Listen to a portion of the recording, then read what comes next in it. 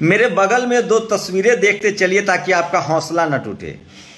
इस बार वैशाली जो है वो 75 साल के जो पैटर्न है उसको तोड़ेगा। सबसे बड़ी एक तो मैं अपनी जानकारी दे दूं कि 14 अप्रैल से बाबा साहब की जयंती के दिन से मैं वैशाली में चुनाव प्रचार शुरू करूंगा। कोई कंफ्यूजन मत पालिए। अब खबर यह है कि आपकी ताकत ने जैसे ही सोशल मीडिया पर विरोध हुआ, वो जो संभावित उम्मीदवार थे आरजेडी के मुन्ना शुक्ला, उनका पत्ता कट गया है।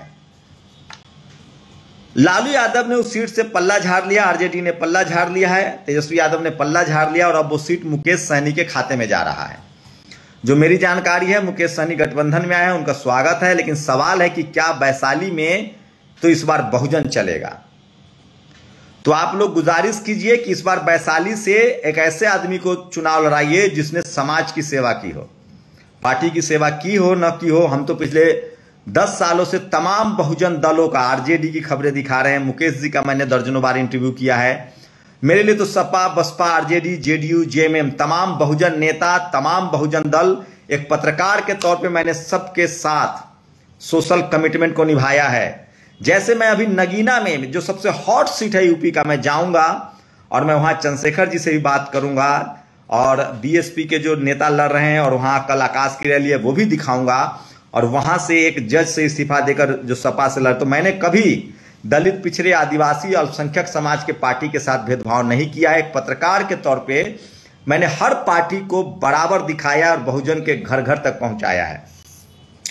अब मैंने जो फैसला कर लिया है, मैं वापस पैर नहीं खींच सकता हूं, क्योंकि ये बहुजन समाज के मान सम्मान का मसला है, उनके अभिमान का मसला। लेकिन तस्वीरें देखिए, पहले बता दूं ये दो तस्वीरें क्यों दिखा रहा हूं। 6 महीना पहले एक बाप पार्टी बनती है, बाप, भारतीय आदिवासी पार्टी, राजकुमार रोत नाम है इनका। बाप से विधायक चुने गए थे क्योंकि समाज सेवा कर रहे थे और आज नॉमिनेशन में जनसैलाब देखिए। दूसरा एक और ओबीसी है, ये जो राजकुमार रोत हैं, ये लड़ रहे हैं, आपको बता दें कि बांसवाड़ा से। तो सबसे शानदार ये खबर है, आदिवासी समाज के हैं और बांसवाड़ा से चुनाव लड़ रहे हैं राजकुमार रोत, और इनका जनसैलाब देखिए। तो सोचिए समाज सेवा में क्या ताकत है। दूसरा ये भाटी है जो बाड़मेर से चुनाव लड़ रहे हैं निर्दलीय, और उनके भी ओबीसी समाज से आते हैं और जनसैलाब है। तो सोचिए क्या मुकेश सहनी भी स्लीपर सेल को टिकट देंगे? ये सबसे बड़ा सवाल है। सोचिए जब कांग्रेस का सारा स्लीपर सेल आज भाग रहा है, सोचिए हेमंत सोरेन ने 2 स्लीपर सेल को काम पर लगा रखा था, उसकी वजह से वो जेल गए और जेल जाते ही दोनों स्लीपर सेल भाग गया। प्रशांत किशोर जो दिन रात बिहार में घूम रहे हैं, बीजेपी को लाने वाला कौन है? ये अपने आप को स्ट्रेटजिस्ट कहते हैं। तो बीजेपी को लाया कौन 2014 में? ही प्रशांत किशोर। मैं फिर कह रहा हूं, जब कांग्रेस के स्लीपर सेल नहीं हुए तो क्या रामविलास जी की घर, मैं वो तमाम वीडियो दिखाऊंगा। रामविलास जी का घर किसने तोड़ा, भाई भाई को किसने लड़ाया, भाई चाचा में किसने लड़ाया, और जिसको चिराग पासवान जी ने टिकट दिया है वो क्या गारंटी है कि अगली बार स्लीपर सेल साबित नहीं होंगे और वो नहीं चली, इनका पार्टी बर्बाद नहीं, तोड़ नहीं देंगी। जब रामविलास जी का सामान फेंक दिया गया था, उनकी मूर्तियां फेंक दी गई थी, उनकी मूर्तियां तोड़ दी गई थी, वो खबर भी मैंने दिखाया था। जब शरद यादव जी का घर खाली कराया गया, उनके सामान फेंक दिए गए थे, वो खबर भी मैंने दिखाया। जब रामदास अठावले का सामान फेंक दिया गया था, वो खबर भी मैंने दिखाया था। तो मैं बहुजन समाज के साथ हूं, बहुजन दलों के साथ हूं, लेकिन वैशाली में इस बार चलेगा बहुजन, न धनबल न बाहुबल, वैशाली में चलेगा बहुजन। वैशाली में इस बार जो मिथक है ना, ये जो दिमाग में बैठा दिया गया आपके कि धनबल बाहुबल से चुनाव जीतेगा, इस बार वैशाली में न बहुजन चलेगा। और सोचिए, मैं फिर कह रहा हूं, मुकेश सहनी से हम लोग की गुजारिश है, युवा नेता है, क्या किया था बीजेपी के लोगों ने उनके साथ।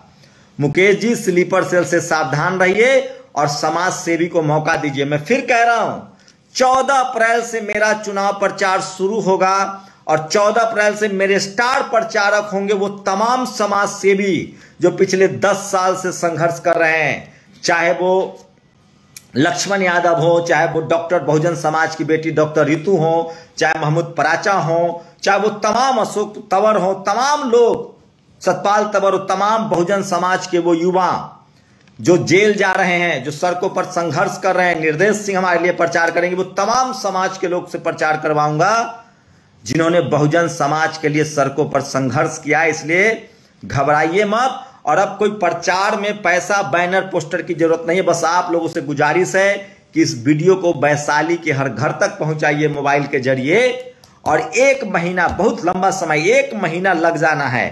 कुछ नहीं करना है, घर घर जाके लोगों से बात करनी है और कहना है कि हमें चाहिए बहुजन। और कौन बहुजन? जिसने अपने आप को साबित किया है, जिसने आपके साथ दुख तकलीफ में खड़ा हुआ। मैं फिर कह रहा हूं, स्लीपर सेल से सावधान रहिए, धनबल और बाहुबल से सावधान रहिए। नहीं तो सोचिए, रामविलास जी का सामान फेंकवाने वाला कौन है? लालू यादव के साथ विश्वासघात विधानसभा में किन लोगों ने किया? नीतीश कुमार को दूसरे दर्जे का नेता बिहार में किसने बनवा दिया? ये सब सवाल है जो पूछा जाएगा। और इस बार वैशाली में 75 साल का ट्रैक रिकॉर्ड टूटेगा। और इस बार बहुजन तो हम लोग 14 तारीख से चुनाव प्रचार शुरू करेंगे। और मैं फिर कह रहा हूं, बहुजन समाज के लोगों जागरूक हैं, जागरूक हो गए हैं। बाबा साहेब लड़ रहे थे, फूले पेरियार अंबेडकर लड़ रहे थे, साहू जी महाराज लड़ रहे थे, तब उतना समाज जागरूक नहीं था। जगदेव बाबू को शहीद किया गया, तब भी जागरूक नहीं था। किस तरह से इस देश में, बिहार की बात करूं तो किस तरह से भारत रत्न, आज समाज की जागरूकता है कि भारत रत्न देना पड़ा लोक जननायक कर्पूरी ठाकुर को। तो अब मैं फिर कह रहा हूं, रामविलास पासवान हो, मान्यवर कांसीराम साहब, अब इनके नाम पर राजनीति चलेगी। और अब इस बार बहुजन चलेगा, स्लीपर सेल नहीं चलेगा। और बहुजन दलों में तो स्लीपर सेल बिल्कुल नहीं चलेगा। जब कांग्रेस के स्लीप, तो तमाम पार्टी में सोचिए, जब कांग्रेस के स्लीपर सेल भाग रहे हैं तो Sapa, Basapa, RJD, JDU, JMM के स्लीपर सेल नहीं भागेगा। नीतीश जी की पार्टी में कौन लोग जाति जनगणना का विरोध कर रहे थे और कौन लोग सरकारी नौकरी का विरोध कर रहे थे? तो जिस जिस पार्टी में स्लीपर सेल है उनसे सावधान रहिए। और बहुजन ही बहुजन की भलाई करेगा और बहुजन की भलाई करता रहा है। इसलिए इस बार बहुजन चुनिए, स्लीपर सेल नहीं। इस बार धनबल नहीं, बहुजन चुनिए। तो वैशाली में इस बार बहुजन। आप लोग इस वीडियो को घर घर तक पहुंचाइए। चुनाव प्रचार का ही माध्यम है, डर दिमाग से निकालिए। वो जमाना गया। मैं पिछले 10 साल से बहुजन समाज से रोज बात करता हूं, एक दिन भी मैंने काम नहीं छोड़ा है। और उनके पास हजारों टीवी अखबार हैं। हमारे पास बहुजन समाज है जिसकी आबादी 90% है, अल्पसंख्यक समाज है, दलित, पिछड़े, अल्पसंख्यक, किसान है। इसलिए कह रहा हूं, वैशाली में चलेगा बहुजन। आप लोग गांठ बांध लीजिए। 14 अप्रैल से हम लोग इसकी शुरुआत करने जा रहे हैं, बाबा साहेब की जयंती पर। तो आप लोग इस वीडियो को घर घर तक पहुंचाइए। वैशाली के साथियों, दोस्तों, सबको जय भीम।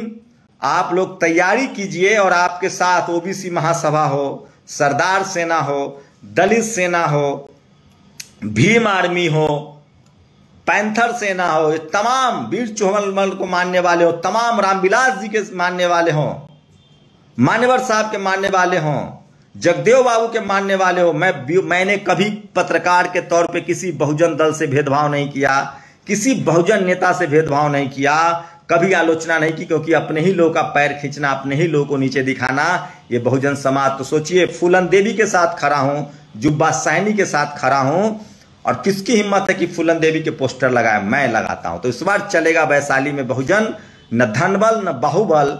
14 अप्रैल से हम लोग करेंगे चुनाव प्रचार का आगाज। आप लोग तैयार रहिए और किसी गफलत में मत पड़िए। इस बार वैशाली में बहुजन। आप लोग अपनी प्रतिक्रिया जरूर दीजिए। शुक्रिया। नेशनल दस्तक की आपसे गुजारिश है कि अगर इसको बचाना चाहते हैं तो नेशनल दस्तक को सब्सक्राइब करने के लिए रेड कलर के सब्सक्राइब बटन को दबाएं, फिर बेल आइकन की घंटी दबाएं। नेशनल दस्तक को बचाने के लिए बहुत जरूरी है कि हर खबर को शेयर करें, लाइक करें, कमेंट जरूर करें।